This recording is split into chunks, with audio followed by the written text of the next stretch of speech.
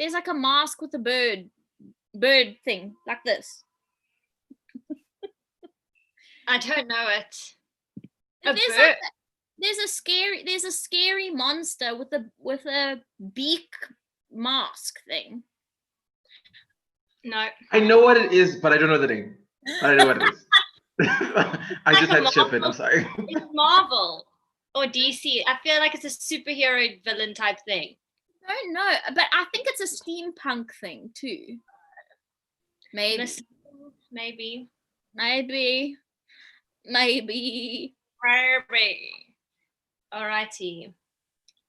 We are live. Hello, everyone. I'm Becca. And I am Katie Holmes. You wish, girlfriend. And we are Hatstand Productions. Welcome to the next installment of So When Are You Going to Get a Real Job? We are very excited to have you here with us. Before we get started, we would like to warn you that this chat will probably contain naughty words and dicey subject matter. Tonight's dress code is masks, and that has been interpreted in many different forms tonight, which is always exciting. We are obviously relying on Wi-Fi and or data, so if we get disconnected, please do bear with us. And then one more thing, we are launching a how-to workshop series featuring our very own Kimberly Buckle, who is joined by, not Katie Holmes, who is joined by Terence Makapan, where they will guide you through turning your idea into a script. Details are on our Instagram page, but if you are interested, please do pop us a mail at hatstandproductionsza@gmail.com. Take it away, Kimbo. Welcome to the news at 8. Today's headline is Yamikani Mahaka-Phiri. For more on this living legend, it's time for a close-ish look. Yamikani's professional career began in 2013, where he graced the stage in the Collab Network's Swinging Christmas.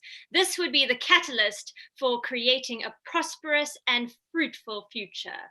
From celebrating the Father of Christmas to honoring the Father of the Nation, Yamikani was cast to understudy the role of a lifetime, the role of Nelson Mandela, in the Cape Town Opera's Mandela trilogy, which toured to Germany, Italy, Ireland, and the UK.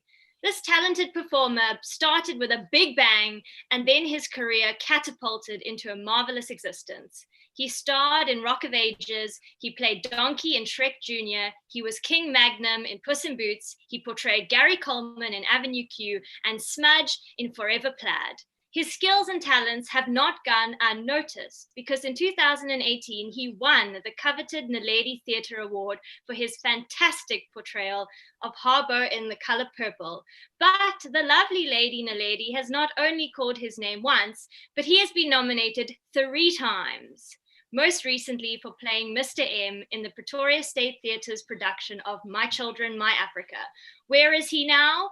Well, he's hosting a weekday chat show on the Unseen channel called Bromance, which is airing on Mondays, Wednesdays, and Fridays at 5 p.m. But where is he right now? Well, here he is. Please welcome the exceptional performer that is Yamikani Mahaka-Phiri. Woo! Hey everybody! Oh my gosh! You know what?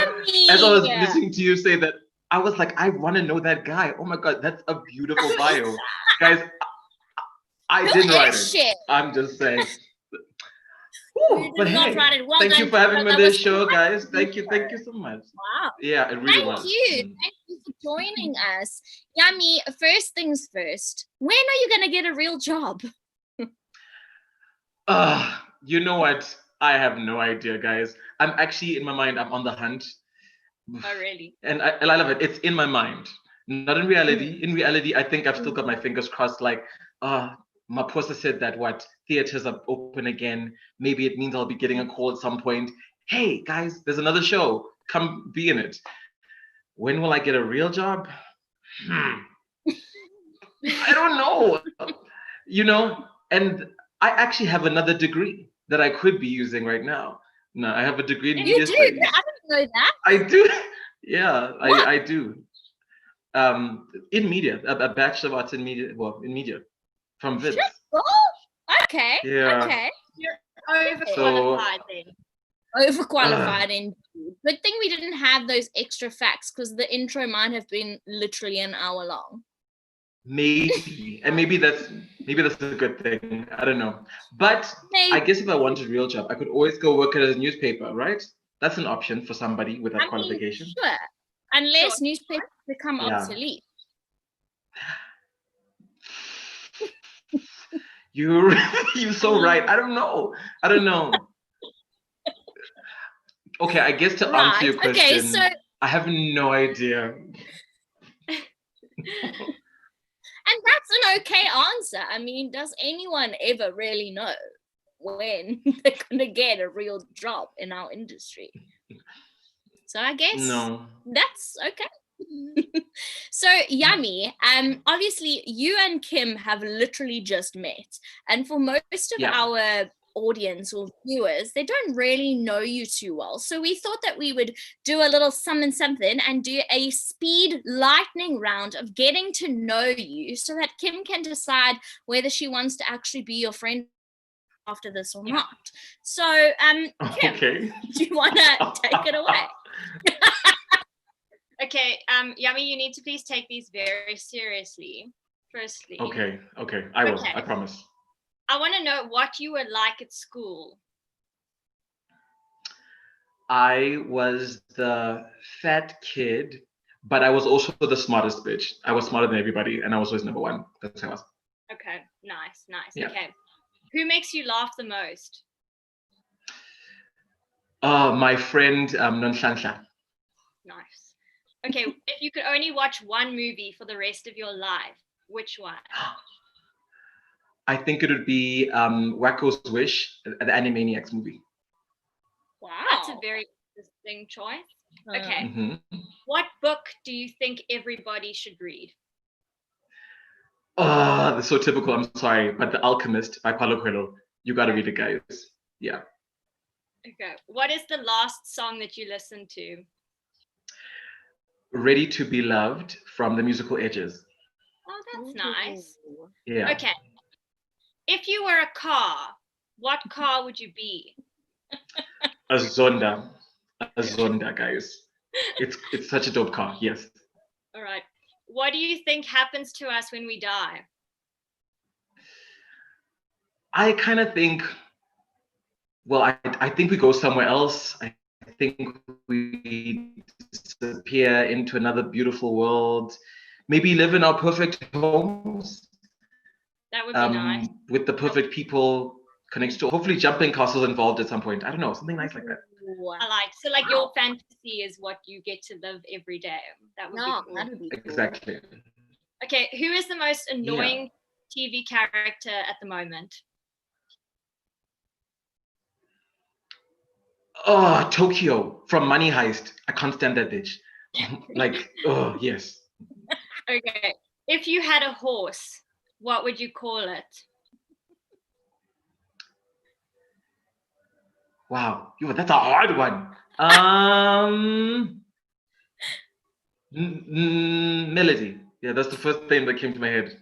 Okay, I'm gonna go with it. Melody. Yeah.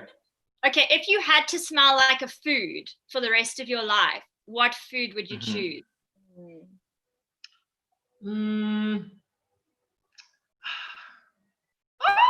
I almost said KFC in my head, and then I was like, why would you say that? That's stupid.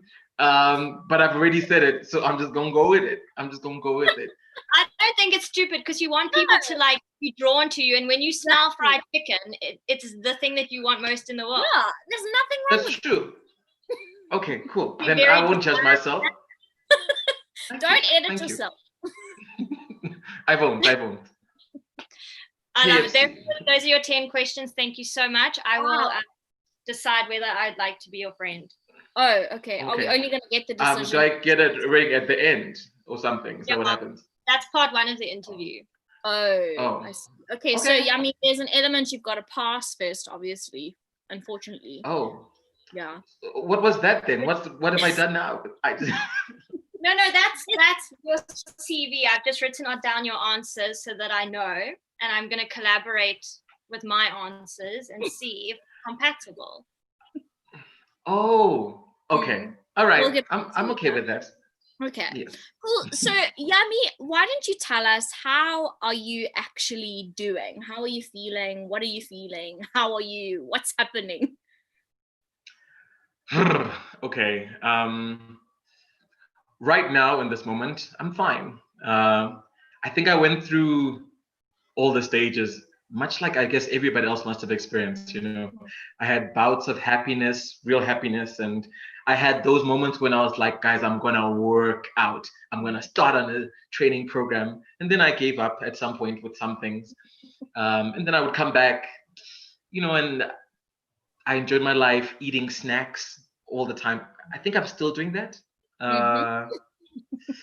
Yeah. But like, I don't know. I mean, I've been chilled. I haven't been as depressed as I thought I would be. And I guess the time has sort of gone by a lot quicker than I thought it would be. Like when day 84, right? I think so. And yeah, it's 3 months of our lives. At some point, I know when we woke up on day 1 on the 26th of March, we all thought this was going to feel like forever. But here we are, and things are sort of being alleviated slowly but surely. We're getting a few more freedoms, soon we can go to restaurants again. Theaters are open again, thank the Lord. But yeah, I don't know. It's interesting. I often don't have much to report. Like whenever anybody asks me that question, because I realize it's always like the same old, my routine is it's redundant and repetitive. So there's always nothing new. But I've been okay amidst all of the repetitiveness. It hasn't brought me down.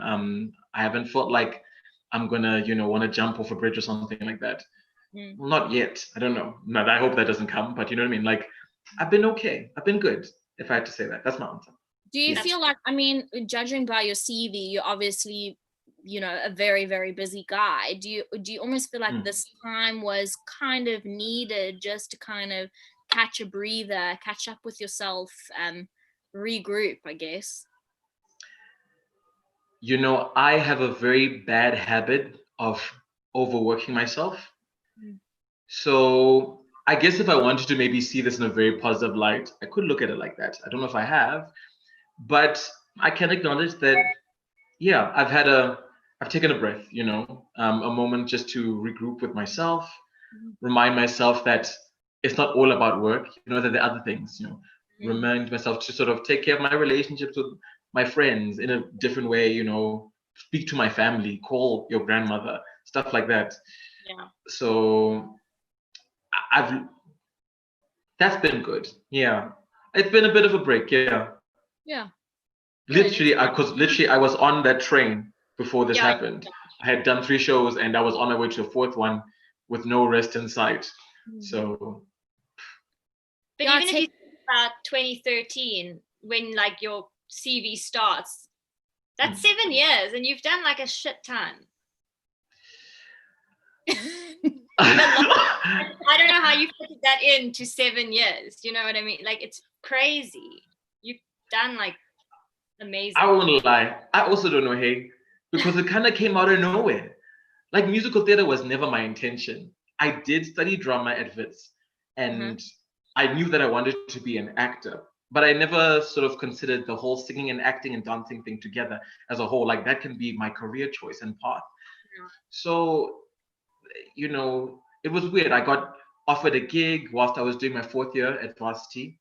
Someone saw me, this woman, Colette Dawson, and she was like, hey, we're doing this show at the Lyric Theatre. Why don't you do it? And I was like, cool, I did it. Swing Christmas. Just and like then, that. Yeah. And then someone who I went to watch the show saw me and then cast me in Mandela. And then sort of that became the cycle. Yeah. Flipping and then hell. I sort of fell into this world. Yeah. So when was that the point that you were introduced to the world of musical theatre? No, I was actually introduced to musical theatre, I think in 2009 by this actress, Gina Schmuckler. And what they used to do at Wits was that they had an extracurricular course, an extracurricular musical theater course that would do 3 hours every Saturday. And there were 15 of us, I remember. So at most, we actually had 15 minutes a week of sort of coming with a song that you prepared, and they would look at you and tell you, okay, you need more eye contact there. All right, your breath is shit. All right, you need to sort of access the emotion more. Thank you, sit down. Wow. But I won't lie, they were dedicated to the people that they kind of, I think, believed that there was maybe something there. They did push a little bit harder. And she was the one who also gave me my very first audition, which was in front of Janice Honeyman for Showboat. I was never ready. It was horrible. I sang this horrible song. Like, I didn't know anything. Like, my song choice was terrible for the show. I didn't know there was going to be a dance section. It's Showboat. But anyway, there was. And I went in. I faked it. I'm saying this live, but I've said this many times. I have lied a lot in this industry. Like, in terms of things, when people have asked me, can you do this? Do you know how to stick fight? Of course I do. Where did I get my training? We'll talk about that later. That's another conversation. And it was like, okay, so they were like, do you have yours like dance training? And I remember I said that I do have 3 years, but we had done this course at Wits movement, which was not dance at all. Right. But I thought it could stand in place of, and I was like, all right, let it be. And I don't know, I think she kind of knew, because maybe I was coming through Gina's recommendation. They were nice with me. I mean, I didn't get the show, and I think that's what people need to remember. Even with all the things that I've done on my CV, there have been many an audition that I've gone to and I've not got the show. That's life. Yeah. That's our industry. But it was a great learning curve. So I was introduced to musical theater a while back. I just always doubted myself that I could actually do it. Yeah. Was there like ever a defining moment in musical theater, or did you ever go and watch a show where you thought, that's what I want to do? It was Dreamgirls, guys. Really? When I watched Dreamgirls, I was like, wow, those guys up there doing that thing, making that magic, I realized this is a special kind of art form. And I wanted to do it. I wanted to be a part of making that magic, just those moments. Like, so I watched Dreamgirls and it literally shook me. And I remember I guess, was the catalyst for everything. Like, I joked about being the fat kid, but it was true. Like, I was really, I was actually quite obese in my second year of varsity. After I watched that show, kind of got a wake-up call, watching these very fit, like athletic built bodies on stage, moving a lot, working very hard. And I sort of knew that if I wanted to sort of do that, you got to take some action on yourself. And that was my push in terms of changing that mindset there. So musical theater, Dreamgirls. I guess Dreamgirls kind of changed my life. Yeah. Sure. That's amazing. I'm so sad Dreamgirls didn't get to Cape Town. What a tragedy. What a tragedy. Like, I definitely think though that it could work now at this time. Do you know what I mean? Like, back then maybe people weren't ready, but right now I think that show would be wrong. I mean, I'm definitely going to audition for that show when it comes back. Oh, the competition will be stiff, but you know what? We'll see what happens. We'll see. Oh, yeah. Get 3 years dance training. No, it will be more now. Much more. Definitely. Now I can actually be like, oh, you know what? From experience, I have some form of dance training, So, hey. You got balls, Yami, flipping out. It is good. Guys, and that's actually the way that you get work. It's like the cliche, you fake it till you make it, but actually that's how it works. I mean, and also you push yourself out of your comfort zone, because I'm pretty sure that if you had booked Showboat and you got a shit ton of dancing to do, you would fucking work, bro. And you would go rehearse and make it work and make sure that you're not making a fool of yourself. So I guess, No, and I mean, I folded Mandela, because Mandela, it was a hectic musical. It was a 3-act opera, but Act 2 in itself was an hour musical. Wow. And it was a dance musical, and we worked. That was when I realized, okay, something is in me to do this, like, because I survived. And that's what I knew. I was like, I got this. I survived this horror. It was horror, guys. Dancing was so difficult, and I did have to learn stick fight. So I actually can stick fight now. Oh wow. Okay. Yeah, don't worry. I've got the bruises to prove it as well. And yeah, I don't know. Like, it's a lot. It's a lot. You have to fake it till you make it, but you got to put the work ethic in it as well. Yeah, totally. So Yami, sorry, just to go back to Mandela, can you, it's very difficult for us Cape Townians or people in the Cape Town industry. We don't really have a grasp on what's happening in Joburg. So can you just briefly run us through what Mandela was, how it got to tour, what the tour was like, all of that kind of stuff? All right. The original show was done in 2010, if I'm not mistaken. And like I said, it's a 3-act opera sort of chronicling Mandela's life. Act 1, when he was young, growing up in Unu. Act 2, sort of Sophia Town days, becomes the Sophia Town musical. And Act 3, his time on Robben Island, and coming out of prison into sort of freedom in South Africa, 1994 vibes. Yeah. The show, actually, a lot of really famous people have been in that show. I mean, I know Aubrey Bonnetti. The names have gone from my head. There are a lot of other people as well. This really famous jazz singer, I forgot what her name is. I feel so bad. But anyway, that's not the point. So this writer, Michael something. Oh, Michael. Okay. You know what the problem is? There was so much drama with it. Like, I want to be nice about the show, but it was a very tumultuous time. Like, it was written by a very problematic person who was hitting us. And yes, we toured the world. We did go to Italy. It was my first time performing on the West End, in the UK as well, which is really great. I'm really trying to sort of be PC about what I'm about to say. It sort of got off on the backs of blacks. I won't lie. I suffered in that show. As much as I think it was a great learning curve, I had a horrible time with that experience of that show. There was too much drama. I was definitely abused a lot in terms of a lot of the extra work that I used to do, and that they would make me do. But there was no remuneration. And at the time, I think I didn't understand the kind of conversation that you need to be having with people. Did you have an agent at the time? I had just got my agent, but I had gotten Mandela before I got an agent. Right. So I dealt with all of this stuff before, Right. Now, after the fact, obviously, I know better. Yeah. But yeah, the show itself, and that was it. It was just a show about Mandela, an opera, and it toured a lot. It was part of the Cape Town Opera, and generically all their shows, they are just mostly touring shows. I think just a showcase for South African talent, definitely South African voices and big South African voices. Yeah, I guess I'll describe it like that. Okay. Yeah. I'm sorry. I know I went into it somewhere. I'm sorry. That show, whenever I had to talk about it, just like.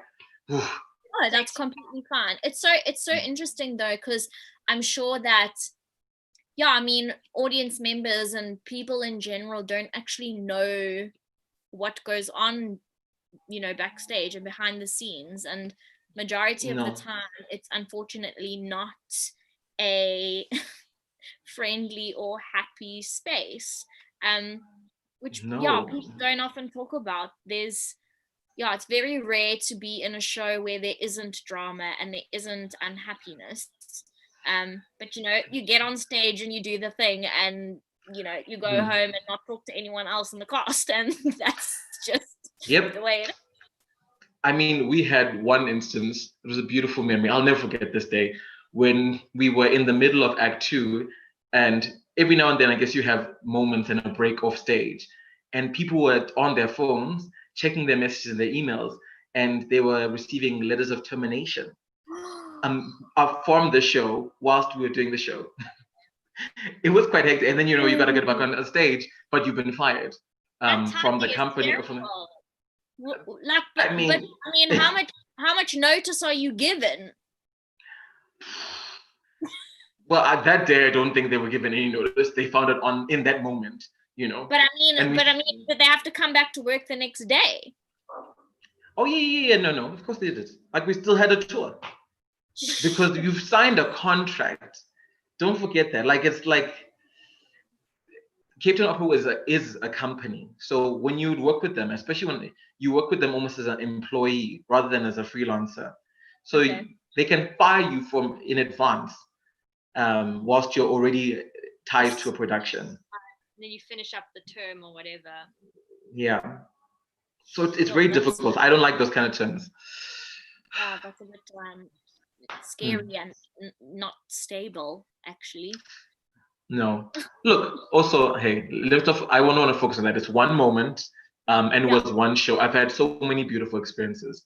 You know, I can't really look at like The Color Purple and Avenue Q or My Children of Africa with any really like any discontent, because those were just like beautiful moments of just wonderful people, wonderful casts, where we had a great harmony together, and also a really good production team.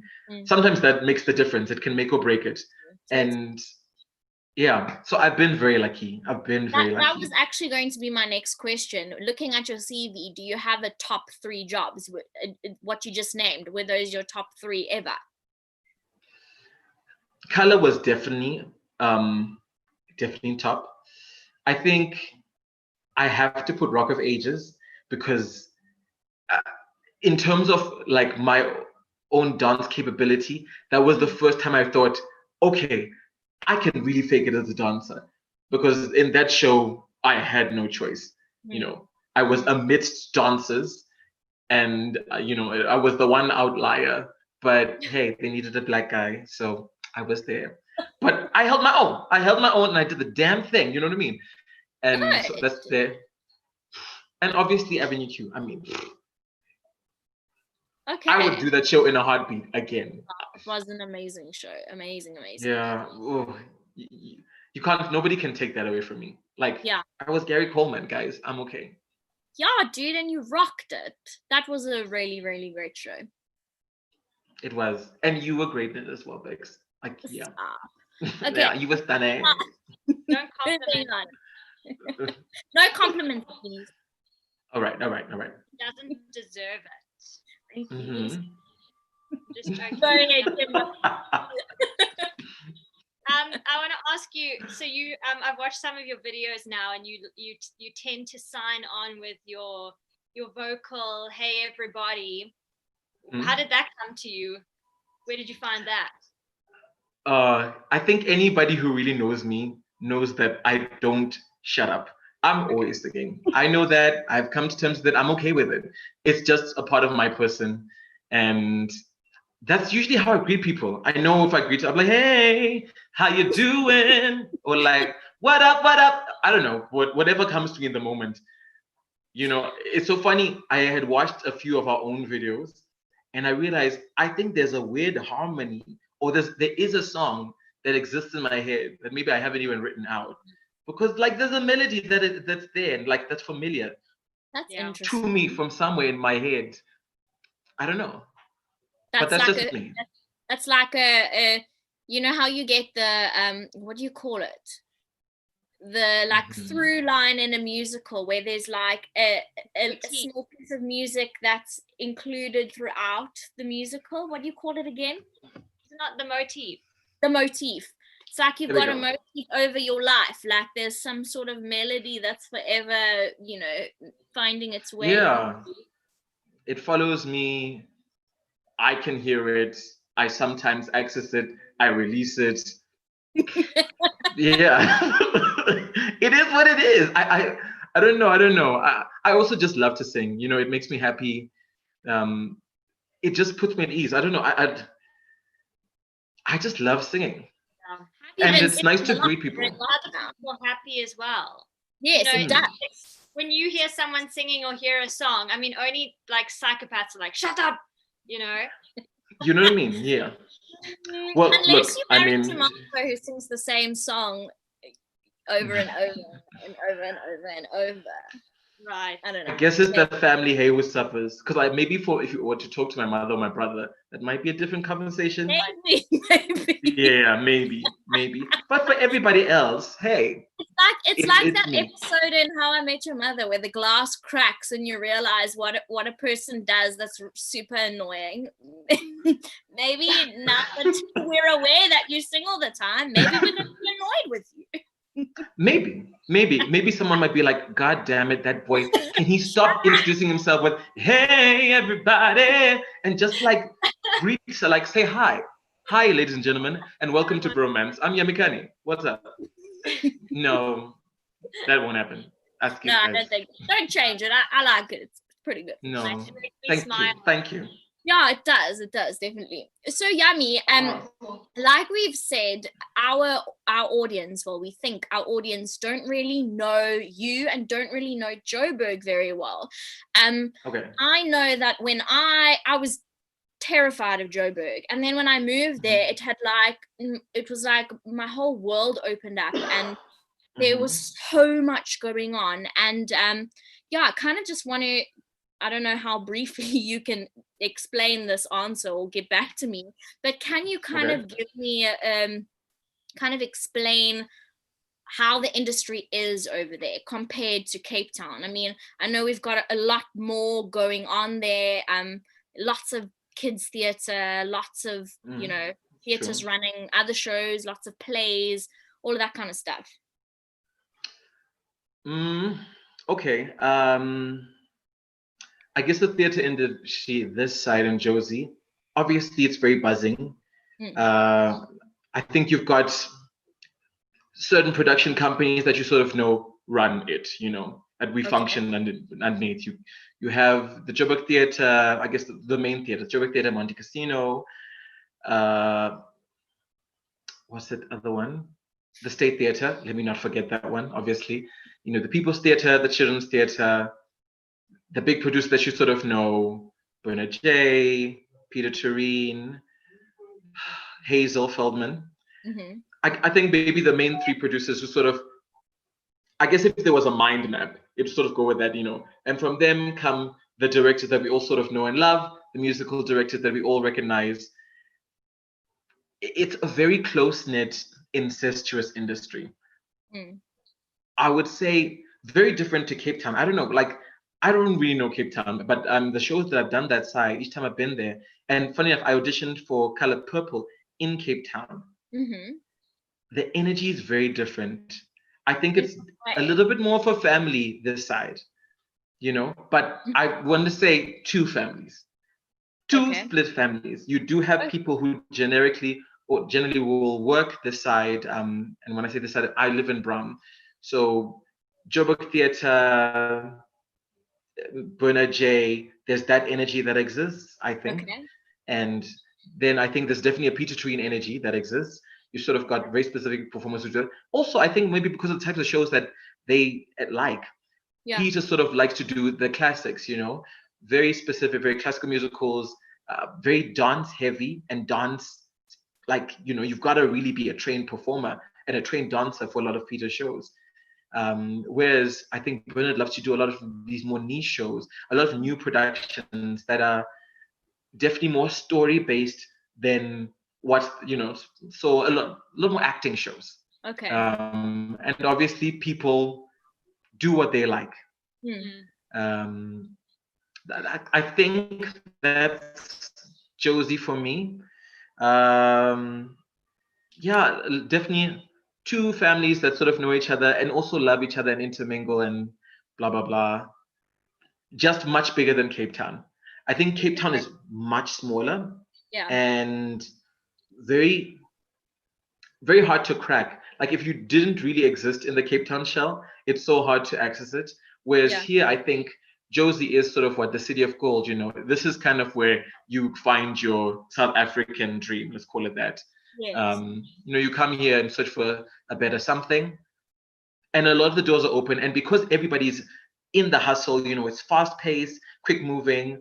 There's no time for as much drama. The drama is always there, but I don't think it's as focused on, or we don't deal with as much crap.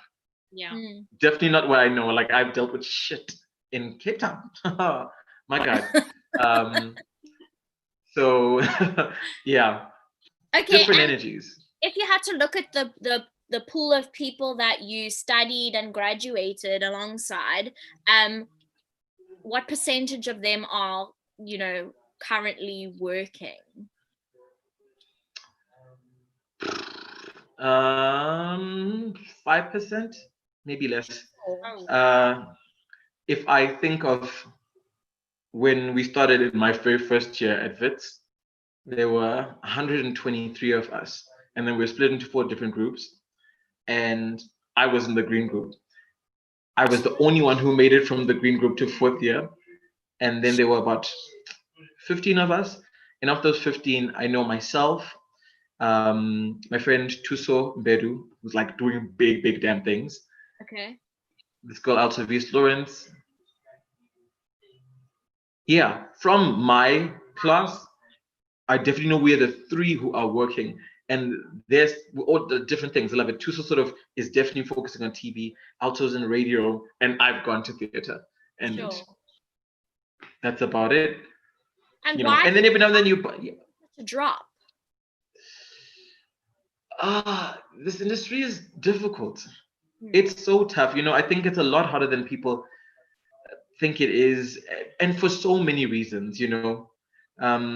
TV is difficult because there's so many things that you've got to, I think, go through and do. You do have to look a certain way, and maybe you do have to sound a certain way, and maybe you have to sort of speak certain languages for certain things, and maybe sometimes you've got to bend down and accept rubbish in your direction in order for you to sort of reach success. And even when you do all of those things, there's still very few can even get past that to that place where they want to be. Yeah. And this theater industry is, like I said, it's incestuous. So a lot of the time it's friends helping out other friends. As the new person coming into the space, if you think about it, I'm sure when I came in 7 years ago, there were probably another 100 or 200 other me's, that were around. Also, I think maybe even very talented and whatnot. But it's sometimes just like you have that lucky moment or that lucky break, or that right person who sees you just feels that your energy is the one that makes sense to me right now. And then you're the one that they open the door for. But more often than not, guys, doors get closed so quickly for a lot of people. And our industry, as you know, is very fickle and very difficult. And it's not the safest space, as I'm sure a lot of people are experiencing now with lockdown, not the most secure space. Yeah. You can easily turn your back, I think, if enough doors shut in your face. Yeah. And do something else. Yeah. Yeah. So in saying that, what do you think personally will always bring you back to something that is not as loyal? Like, why do you keep doing what you're doing? I have a never-ending passion for this, and I need it. I think it's like my soul food. This is how I breathe, just like I sing every day. It's a muscle, and I want to flex it. I want to continue to flex it. I'm not ready to give it up. And I think that's it. Once you have the drive for this, once you're sort of hooked, it's your heroin. You can't let it go. I can't let it go. I'm addicted for life. I think we all are. We're missing it so much. Yeah, I almost,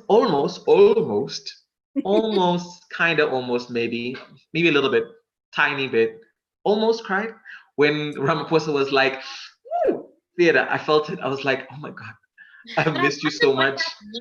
I wonder what it means for us. I mean, I read something this morning that was just talking briefly about the cost of how they're going to clean the theater after every audience, and how they're going to sanitize it, and it's ridiculous. It's a whole nother element that you've got to put into your costing when you're putting on a production, which I'm not sure how feasible it is actually. It's going to be very difficult, I think, in many instances. And I think there's so many conversations going around. Apart from that, there's also the one like saying the only reason that they allowed theaters to open was so that they could kind of wash their hands off us, because the Department of Sports and Culture really hasn't been, on their best like footing with us. They haven't really helped enough artists, and unfortunately, the people that they have, it's so problematic. I looked at the panel who was making these decisions, for who gets funding and who doesn't. And then, because like I said, our industry is so tiny, it's easy to make you can draw the connection. Like, I get why you got paid immediately. And I get why you're still waiting. It's very problematic that our industry works like that, but it's just the nature of the beast, unfortunately. But I don't know. Yeah, people are going to have to take into consideration a lot of new things, because the mechanism now has changed. The way that we have to function in theater, even as performers, how are we going to do rehearsals, and what's going to be that process day in, day out. Every 2 weeks, are we going to get tested? Because that's the incubation period. Is that, like, even contracts, I think, will have to shift and change to accommodate as well, and to safeguard us and themselves as well. Yes. It's complicated. There's no easy answer. I guess the best we can do is maybe look at other countries and see what recipes they've sort of come up with, and see if it's working, if it tastes good or not. See if it also will function in our kind of like the source of South Africa. I don't know. We'll see. Yeah, sure. It's going to be interesting. Yeah. Can I ask you, how did it feel when you won the Naledi? What was that like? How they're screaming. Oh my God. All right. I'm going to say something that I haven't really said out loud, but I was so tipsy when I won. Like, the Naledies, they do this really bad thing where like they give you all this wine before. I know, it's horrible. So like, and also, it took forever to get to my award. So what? I was taking the time by drinking, and we also performed that day. So by the time I won, literally, I remember I was sitting next to my friend. I heard my name. My friend, then we had this really beautiful, like, quite interestingly passionate kiss. And I looked at her and I was like, this is interesting. What a moment. But anyway, it was right. Okay, we're going to circle back. I was like, yeah, we'll another time. I felt, I think, a huge sense of disbelief, because I set myself up for failure the first time I was nominated. Right. I had a big head about it at that time. And I remember I was too confident. So when I lost the first time, it really hit me. Okay. So this time when I came, I told myself, I was just like, you can't come with any expectations. Everybody did a great performance. You really have no idea which way it's going to go. But that moment, it just happened to go my way. And I was like, shit, tipsy. So I gave a kind of like a very heightened, shaky speech that I reined in at some point, because I just watched myself like, okay, no, breathe it in, say the names you need to say. Thank you, Bernard J. Thank you, Janice Sandman. Thank you, Tim LaRue. Thank you, Ron Baca. Thank you so much. Thank you, Mommy, because you can never forget your mother, guys. And I remember I kept saying, I can't believe this happened. I didn't think it was going to happen. Every time I watch my speech, I want to like, I wish I could go back in time. Like, no, why did you say that? Like, I don't know. It's weird to watch yourself. I kind of cringe. But it was beautiful. I didn't think it was cringy. I think you were, I didn't notice anything strange. I was just really happy. I won't lie, guys. It was, I think people was like, oh, winning, whatnot, la la la. No, it feels really good, guys. It felt great. And I walked off the stage, and backstage they give you a case for the award.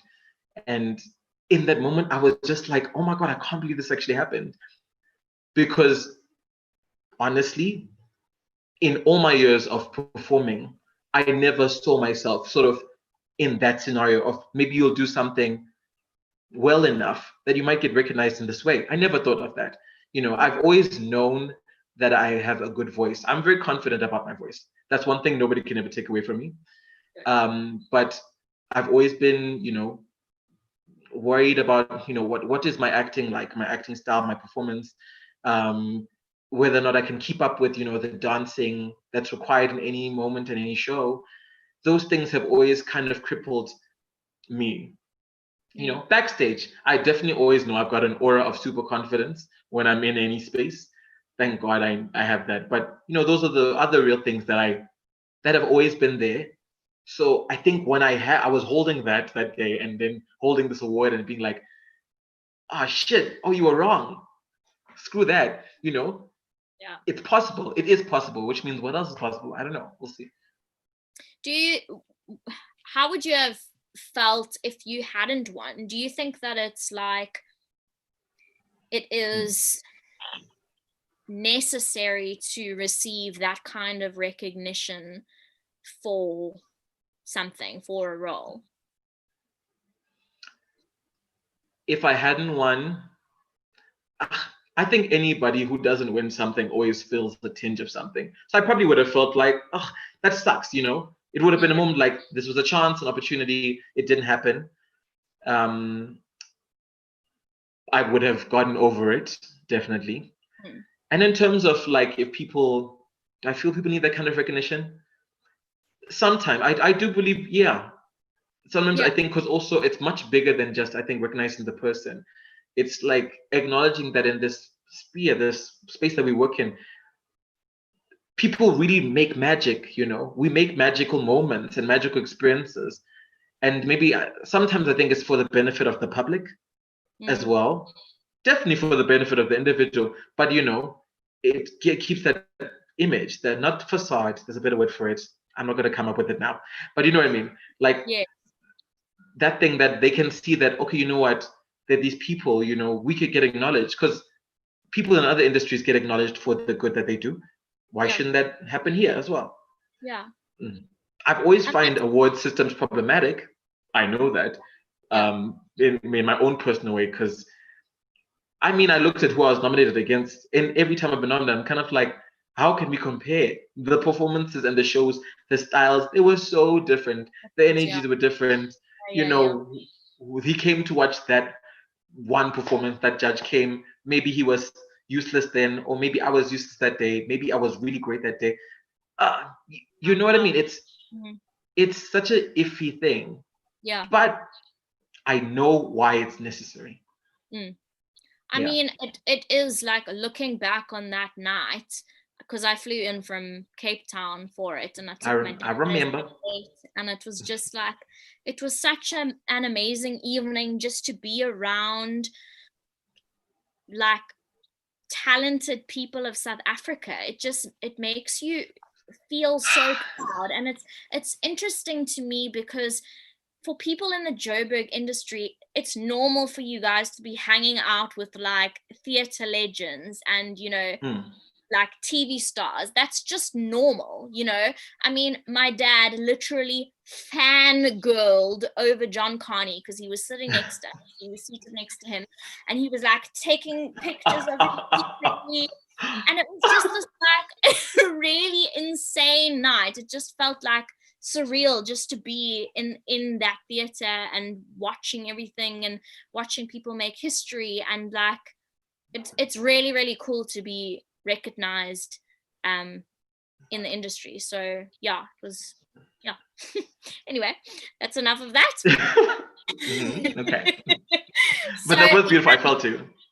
So Yami, we had a discussion the other day where we were talking about your show Bromance, and you basically said, I never actually thought that I was actually doing something in lockdown. It's very interesting that you are mentioning that, because it's not, you were just basically saying that it doesn't feel like you're actively doing any work because you just, chatting to your mates. Can you tell us a bit about your show and what it entails, where we can find it, and how it's given you a sense of purpose during this time? All right. Okay, so Bromance, I guess, is our weekday chat show that Musanete and I host. As Kim said earlier, every Monday, Wednesday, and Friday at 5 p.m. on the ANC network. You can find us there. And you know what? Is originally, I think at the beginning, we didn't really know what we wanted to focus on, and there was no main focus. And we talk about a variety of things. Amidst all of that, we found that we tend to sort of veer to more social issues. We really talk about what's happening in the world. Every now and then, hopefully trying to link it maybe as well to us as performers and us in the theater industry, which all in all is just us. It's me and Musa. These are the conversations we would have any day. I would be holding a glass of wine or a bottle or two, and he's sitting there and watching me, and we talk about things that matter to us, and apparently those are things that matter to us. It's kind of like Black Lives Matter is a highlight right now in the world, but that would have been a normal topic of conversation for us anyway. Yes. So that's why it doesn't feel like a lot of work. But what I've enjoyed about doing the show is that it does definitely give me purpose, because I remember one Sunday I woke up and I thought, snap, I don't know what we're going to speak about on Monday, the next day. And I realized, oh my goodness, I have things to think about and things that are worrying me in the future. That's actually such a gift right now. A lot of people don't have that. They just wake up and that's about it, It's true. No job, no nothing. And I was like, now I've got things to worry about. And actually, worries are so healthy. They keep you going. So it's been lovely in that sense. It's also been a beautiful space to actually also have these conversations, which are important. And it's been a growing space for me. And Musa is very good because he had a podcast before. He was a pastor for 10 years. So he's a great speaker. Like he's an oralist? Is that what it is? I think something like that. Yeah. An oralist. I don't know, something. He can speak really well. Yeah. And I've been learning from him, how to sort of think on the go, how to also speak and explain something in simple English. Okay. Because that's something that I'm still bad at. Hey, my mind moves all over the place, and I do attribute it a lot of the time to, I know that I am a smart person. I hate the word intellectual, but also it's the word that people use. So my brain always, it moves sometimes too fast for me. And he's teaching me sort of how to slow it down, because it's a skill, and it's a new skill that I'm gaining. And I think I'm getting better at it, like episode by episode. I know we're on episode 25. Sure. Yeah, but it's really been a really beautiful experience, just to enjoy my space with him, enjoy our conversations, and it's been good. And do you think that and hopefully the people watching also enjoy? Do you think that it's something you will carry on after lockdown? I have no idea. I haven't thought that far. I guess I'd have to sort of see what happens afterwards. It's kind of like I get into a show, then I'm rehearsing every day. Then there would be no time for it. Maybe we haven't spoken about it, so this is me now just spitballing, but find another platform for it, or maneuver in a different way. Maybe it might not be on the Unseen page, maybe it might be. Maybe we'll take it and create our own something with it. Who knows? But I don't think it's gonna completely die after lockdown. I don't believe that. That's what's been so nice about lockdown, is you can kind of nurture these small ideas that you have or had, and it can really just snowball into something that can become a long-term, or you hope that it will become a long-term thing. It's really encouraging, actually, that this time of fueling your creativity won't be for nothing, if that makes sense. 1000%. Yeah, it's really, really cool. So Yami, we've got one question that came in via Instagram. The question is, describe the perfect show that would show you off best, something that is made for you. It can be an existing show, but you can also make it up. Okay. Who dum dum dum dum. A show that was made for me. That's quite interesting. It would maybe be. No, it was in that show. Okay, so it's not that show. That's fine. You could have been in it. If it was made for you, it was made for you. But it didn't show me off the way that I know that would show me off. Okay, so a show for me, I think, would have to be a kind of soul, jazz, R&B musical, specifically written with a baritone male lead. Okay. But that plays with a lot of range. Okay. And I don't know, maybe it's a love story. Now that I'm thinking about it, it's a love story. I think, he sort of wakes up one day, he realizes like life is futile. He meets some person and it's just like, oh my God, you change me. You make me feel so good about myself. And I'm gonna, exactly. And that's the energy. And yeah.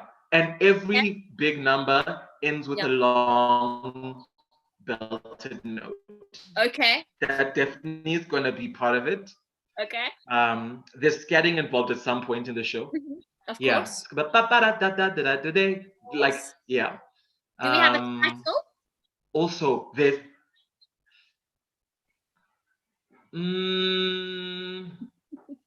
Survivor.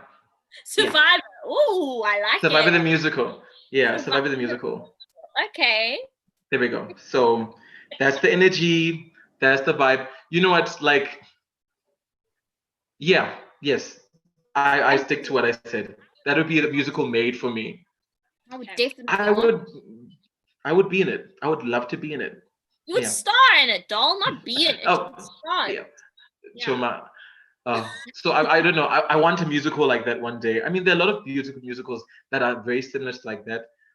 I know Color Purple was a wonderful kind of show, but unfortunately, the male leads weren't as vast as I would have liked. Yeah. And Avenue Q was great, but Gary Coleman was written for a woman. Yes. And that was always a stress and a strain for me during the show because it was so high. And I mean, I kind of just had to adjust at some point. And my voice did, but like, it wasn't as comfortable every day. I had to be so good with that show. I had to behave. Which was so boring. Like, I was like, no drinking, not as much partying as I'm used to. But I am a professional performer, so I did the damn thing. Yeah, so I don't know. Something that has that where I know it almost sits so perfectly in my register, but also stretches it enough without cutting me and breaking me. Right. Yeah. Challenging but comfortable. Yeah, and definitely lots of jazz. Survivor the musical. I like it a lot, actually. Right? I see it. So, Kim, I've got a question for you. Okay. How are we leaving this conversation? Are we deciding to be friends with Yami, or what's the vibe? Let me take out my notes. Okay. All right. Okay. Just give her some time, Yami. I do apologize for this. It's okay. Take your time. This might be a bit of a twist because in reviewing the situation, I almost feel like Yami has to decide because I might be unworthy. This has never happened. What do you mean? What do you mean? What do you mean? In the room, but he's overqualified.